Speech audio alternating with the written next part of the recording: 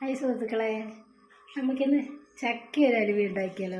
അപ്പത്തിൻ്റെ ഒരു ചേച്ചി ഒരു കഷ്ണം ചക്ക തന്നെയാൽ കൂടച്ചക്ക പഴുത്തിതായതാണ്. അത് ഞാനിന്നൊരു ചക്ക അലുവ ഉണ്ടാക്കാൻ പോവുക. യൂട്യൂബിലൊക്കെ കണ്ടിട്ട് അറിയുന്നതാണ്, അല്ലാതെ നമുക്കൊന്നും ഉണ്ടാക്കാൻ അറിയില്ലല്ലോ. ഓരോന്ന് കണ്ടിട്ട് അതറിയുന്ന ഞാനല്ല. അപ്പം നമുക്ക് ഉണ്ടാക്കാവേ. ഇത് കൂടച്ചക്കയാണ്. ഇത് ഹലുവയാക്കാൻ നല്ലതാണ്. ഇത് അല്ലാതെ ഇത് അധികം പഴുത്തു പോയപ്പോൾ ഇതിങ്ങനെയാണ്. ഇനി നല്ല ഇതെല്ലാം കളഞ്ഞ് ഇതെല്ലാം ആക്കി മിക്സിയിലിട്ട് അടിച്ചെടുക്കണം. അടിച്ചു കൊണ്ടുവരാവേ ചക്ക അലുവയ്ക്ക്. അപ്പോൾ ചക്കയുടെ അലുവയാക്കാൻ വേണ്ടി ഞാൻ ആ കൂടച്ചക്ക അരച്ചു കൊണ്ടുവച്ചിട്ടുണ്ട്.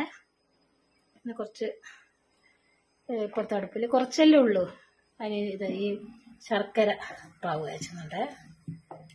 അതിപ്പോഴത്തെ അടുപ്പിൽ പാവ് കാച്ചുന്നുണ്ട്.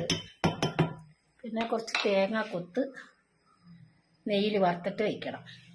പിന്നെ കുറച്ച് നമുക്ക് മുകളിൽ വേണമെങ്കിൽ അണ്ടിപ്പരിപ്പ്. ഇത് ഓപ്ഷനിൽ അണ്ടിപ്പരിപ്പ് വേണമെന്നില്ല.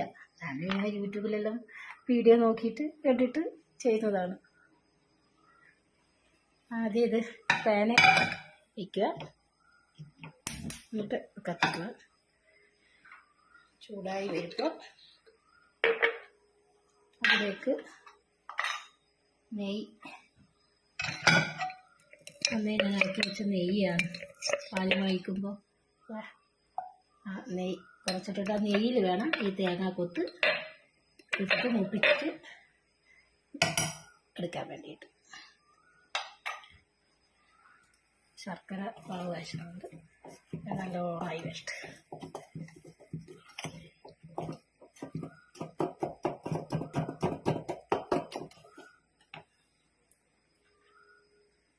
ഇത് ചൂടായി വരുമ്പോൾ ഈ തേങ്ങാക്കൊത്ത് അതിലേക്ക് ഇട്ട് കുറച്ച് മൂപ്പിച്ചിട്ട് മാറ്റി വെക്കുക. എന്നാൽ നല്ലോണമായി വരുമ്പോൾ ഇട്ടാൽ മതി. പിന്നെ അതിലേക്ക് ഈ ചക്ക ഇതാക്കിയിട്ട് നല്ലോണം വേവിക്കണമല്ലോ. നല്ലോണം മൂക്കണം. നല്ലോണം ഇത് മൂത്ത് ഇതൊന്ന് മാറ്റി വെക്കും.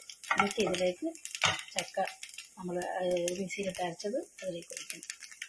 ഇതിലേക്ക് നമ്മൾ മിക്സിയിൽ നിന്ന് അരച്ചെടുത്തത് ഇതിലേക്ക് ചക്ക അരച്ചിട്ട് കുറച്ചേ ഉള്ളൂ, അത്ര പാടൊന്നുമില്ല. എന്നാലും നമുക്ക് കഴിക്കാൻ വേണ്ടി ഇതിലേക്ക് ഒഴിച്ച് ചക്ക നല്ലോണം വെക്കണം. സീമ കുറച്ച് വയ്ക്കണം. അല്ല പിന്നെ അത് കരിഞ്ഞു പോകും. ഇതിലേക്ക്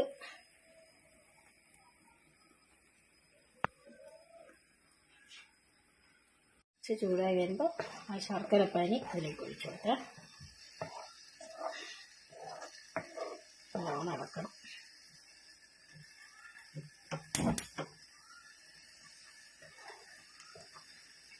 ഇളക്കുമ്പോൾ തെറിക്കും. ഇങ്ങനെ നല്ലോണം ജോയിൻ്റ് ആയിട്ട് വരണം. ബാലൻസ് നിൽക്കാൻ വേണ്ടി അതിന് കുറച്ച് ഒരു പിഞ്ച് ഉപ്പ് ഇട്ടില്ല. അപ്പോൾ ശർക്കരയുടെ ഇതെല്ലാം കൂടി ഒന്ന് ചക്കയുടെ മധുരമെല്ലാം ഒന്ന് നല്ല ഇതായി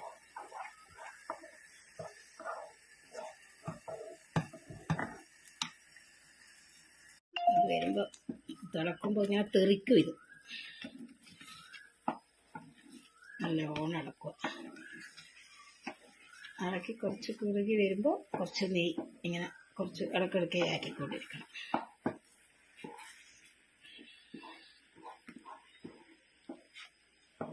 നല്ലോണം പഴുത്ത ചക്ക, അധികം പഴുത്ത ചക്ക നല്ല അലുവയ്ക്ക് നല്ലതാണ്. യൂട്യൂബിൽ വീഡിയോ കാണുന്നതുകൊണ്ടാണ് ഓരോരാളാക്കിയതെല്ലാം ഇട്ടപ്പോൾ നമ്മളത് നോക്കിയപ്പോൾ നമുക്കൊന്ന് ആക്കിയാലോ എന്നുള്ള ഇത്. എല്ലാവർക്കും ഇപ്പോൾ ആക്കാൻ അറിയപ്പം, പക്ഷെ ആക്കാൻ അറിയുന്നിട്ട് കാര്യമില്ല. ഇത് കുറച്ച് ഇതാണ്. കുറേ സമയം ഇളക്കി തെറിക്കുകയൊക്കെ ചെയ്യും. തിളക്കും വേണ്ട. തിളച്ച് വരുമ്പോഴേ തെറിക്കും മേലോട്ട്.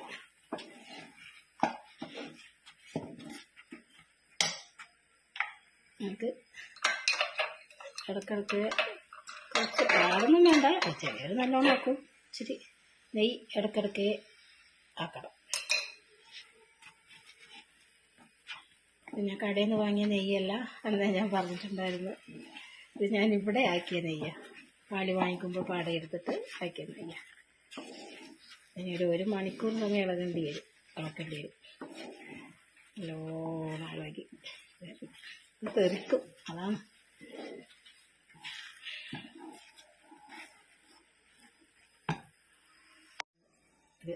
പകുതി ഭാഗമായി അപ്പോഴത്തേക്ക് കേട്ടോ അങ്ങനെ കുറച്ച് വിട്ട് വരാൻ കിടക്കും. കുറച്ചായാലും പാടായാലും നല്ലോണം ഇളക്കണം.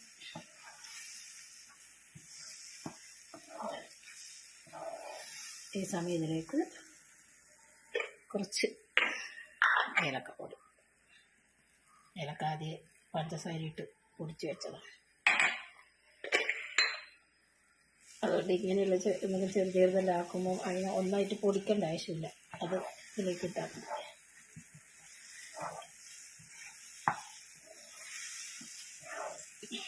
ഈ സമയം നമ്മൾ നേരത്തെ ചൂടാക്കി വെച്ചിട്ടില്ലേ തേങ്ങാക്കൊത്ത്, അതും അതിലേക്ക് ഇടും.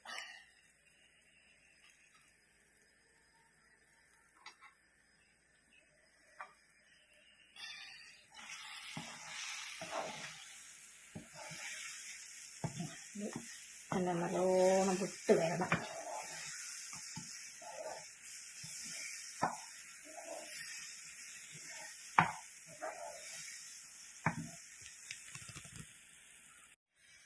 നല്ലോണം ചക്കയുടെ വെള്ളം എല്ലാം ആയി എന്താ മറഞ്ഞു വരിക.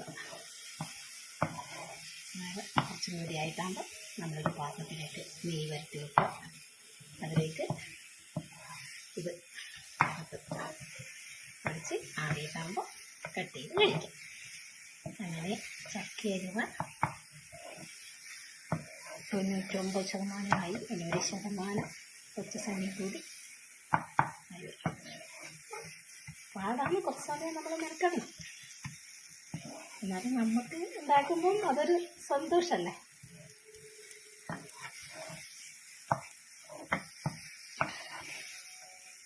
എല്ലാവരും ഉണ്ടാക്കുന്നത് നമ്മൾ കാണുന്നുണ്ടല്ലോ, യൂട്യൂബിൽ ഫേസ്ബുക്കിലും എല്ലാം.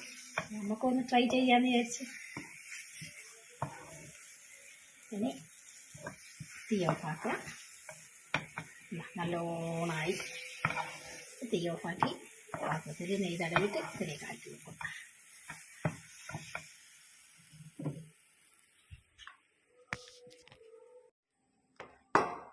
സുഹൃത്തുക്കളെ, ഈ അലുവ നല്ലോണം ഇതായി വന്ന് ഇതിലേക്ക് തട്ട് വന്നേ.